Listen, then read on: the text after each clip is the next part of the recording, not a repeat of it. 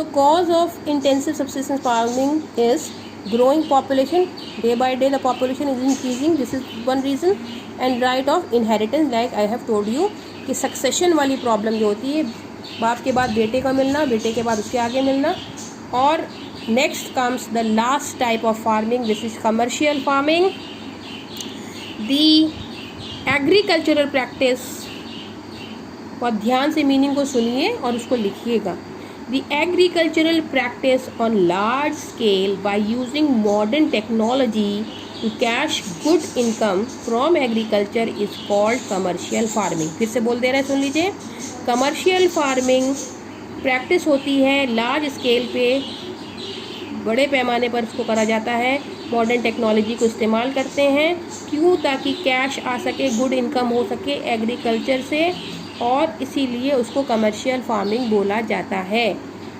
The agricultural practice on large scale by using modern technology to cash good income from agriculture is called commercial farming. इसका main characteristic क्या है? Farming to sell it for hi-fi and hi-fi equipments are used. इसका main use क्या है? The main characteristics of this is that farming is done on the large scale. Done on large scale farm creates employment for many people.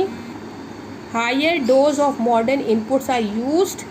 Example, high yielding variety HYV seeds are used ताकि production अच्छा ही हो.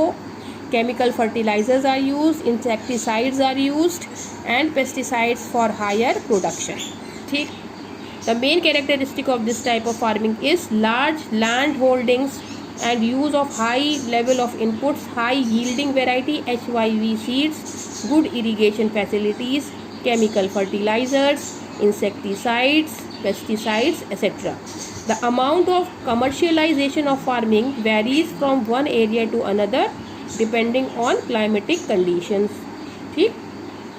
Irrigation facilities and other factors are also important. For example, rice is a commercial crop in Haryana and Punjab, but in Odisha it is only a subsistence crop. ठीक, ये इसका example हो गया. कि you have to give me more example of crops which may be commercial in one region and they are been used as subsistence in another region. जैसे हमने इसको rice बताया, हरियाणा और पंजाब में इतना ग्रो होता है कि वो एक्सपोर्ट किया जाता है, कमर्शियली इसको ग्रो करते हैं. मगर ओडिशा में वहाँ लोग उतना ही ग्रो करते हैं जितना वो खुद कंज्यूम कर सके. ऐसे और स्टेट्स के नाम और क्रॉप्स के नाम की लिस्ट आपको बनानी है. This is question number 2.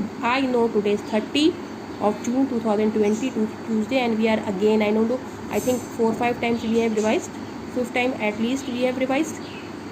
Again we are revising. तो कुछ तो नया होना ही चाहिए. जब तक नया नहीं होगा तब तक पढ़ने में ना पढ़ने में मज़ा आएगा ना पढ़ाने में मज़ा आएगा. तो अब की बार आपको ये क्वेश्चंस इसके साथ करने हैं जो आपकी जनरल नॉलेज को भी इन्हांस करेंगे. ओके.